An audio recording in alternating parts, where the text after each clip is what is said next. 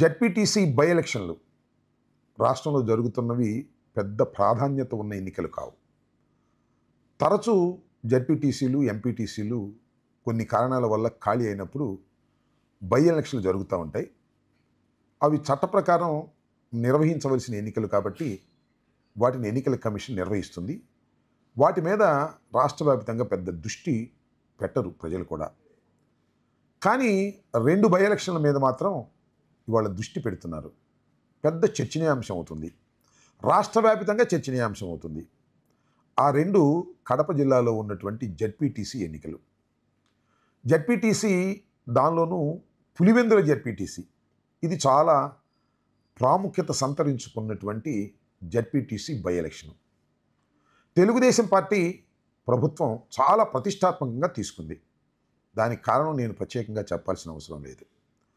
పులివెందుల్లో జెడ్పీటీసీని మేము గెలిచాం, తెలుగుదేశం పార్టీ బ్రహ్మాండంగా ముందుకు వెళుతుంది అని చెప్పుకోవాలని వారి తాపత్రయం. రాష్ట్రంలో ఏం జరుగుతుందో మీ అందరికీ తెలుసు. 12 మాసాలయ్యి 13-14 మాసాలకు చేరుకున్నటువంటి ఈ ప్రభుత్వ పాలన వల్ల తీవ్రమైనటువంటి వ్యతిరేకత ప్రజల్లో వస్తుందని, రోజు రోజుకి ప్రభుత్వం గ్రాఫ్ పడిపోతుందని తరచూ నోటి మాట ద్వారా మనం వింటున్నాం. చాలామంది దాని గురించి చర్చించుకుంటున్నారు.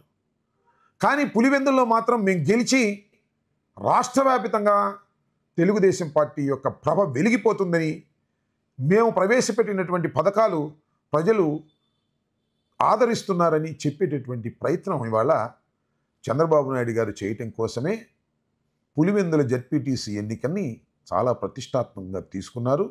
మొత్తం తన పరువు ప్రతిష్టలన్నీ కూడా పులివెందుల్లో పెట్టి ఇవాళ ప్రయత్నం చేస్తున్నారు. ప్రయత్నం అంటే మామూలు ప్రయత్నం కాదు.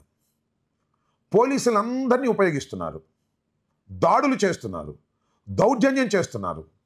ఈరోజు జరిగినటువంటి సంఘటన చాలా దురదృష్టకరమైనటువంటి సంఘటన.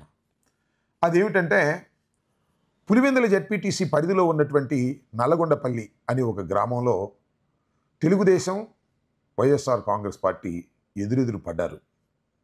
వెంటనే తెలుగుదేశం పార్టీకి సంబంధించినటువంటి నాయకులనండి, రౌడీలనండి దౌర్జన్యానికి దిగారు. వేముల రాము, రమేష్ యాదవ్ అనేటువంటి వైఎస్ఆర్ కాంగ్రెస్ పార్టీ నాయకుల మీద దాడి చేసి హత్య చేయాలనేటువంటి ప్రయత్నం చేశారు. వేముల రాము ప్రయాణిస్తున్నటువంటి కారుని ధ్వంసం చేశారు. పెట్రోల్ పోసి తగలేయాలి అని కూడా అనుకున్నారు. అలాగే రమేష్ యాదవ్ ఎమ్మెల్సీ, వైఎస్ఆర్ కాంగ్రెస్ పార్టీ నాయకుడు, బీసీ వర్గానికి చెందినటువంటి వ్యక్తి, అతని మీద కూడా దాడి చేసి గాయపరిచి చంపేసి ఒక భయభ్రాంతులను క్రియేట్ చేసి ఏదో ఒక విధంగా పులివెందులను గెలవాలి, జెడ్పీటీసీని గెలిచి రాష్ట్ర వ్యాప్తంగా జగన్మోహన్ రెడ్డి గారికి పులివెందుల్లో ఏమీ లేదు అని నిరూపించాలనేటువంటి ఒక వ్యర్థ ప్రయత్నానికి ఇవాళ సాక్షాత్తు చంద్రబాబు నాయుడు గారు, లోకేష్ గారు డైరెక్ట్గా పోలీసులు ప్రయోగిస్తున్నారు.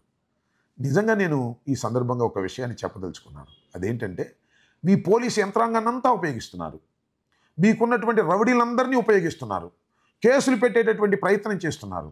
ఇవేమీ కాకోకుండా ఓటుకు 20,000, 30,000 కూడా ఇచ్చి గెలవాలి అనేటువంటి ఒక ప్రయత్నాన్ని మీరు చేస్తున్నారు.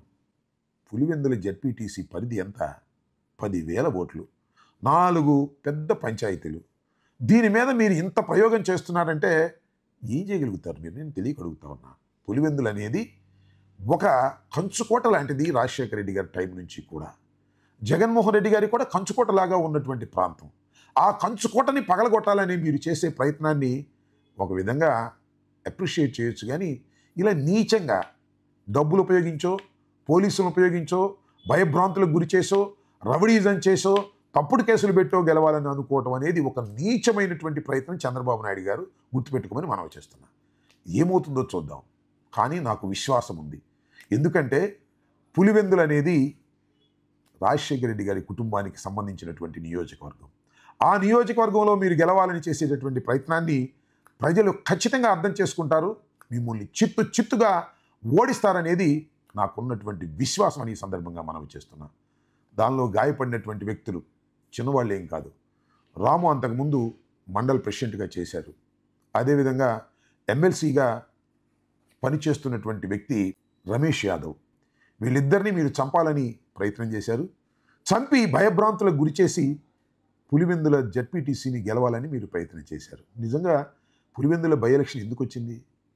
అక్కడ చనిపోతే ఒక వ్యక్తి వచ్చింది. జనరల్గా ఏం చేస్తారు, చనిపోయినప్పుడు ఆ చనిపోయిన వ్యక్తి యొక్క కుటుంబ సభ్యులు ఎవరైనా పోటీ చేస్తే వారికి యునానిమస్గా ఇచ్చేటటువంటి ఒక సాంప్రదాయం చాలా రోజుల నుంచి ఉంది. దాన్ని కూడా కాదని ఏదో చెయ్యాలని, ఏదో సాధించాలని నారా చంద్రబాబు నాయుడు గారు, లోకేష్ గారు, తెలుగుదేశం చేసే ప్రయత్నం 12వ తారీఖున జరిగేటటువంటి ఈ 10,000 ఓటర్లు కలిగినటువంటి పులివెందుల జడ్పీటీసీ ఎన్నికల్లో స్పష్టంగా అర్థమవుతుందనేది ప్రజలు గమనించాలని ఈ సందర్భంగా నేను మనవి చేస్తున్నాను. ధన్యవాదాలు. Stay aware, stay bold. Like, subscribe and follow at Ambati Rambabu Official for truth and clarity in today's politics.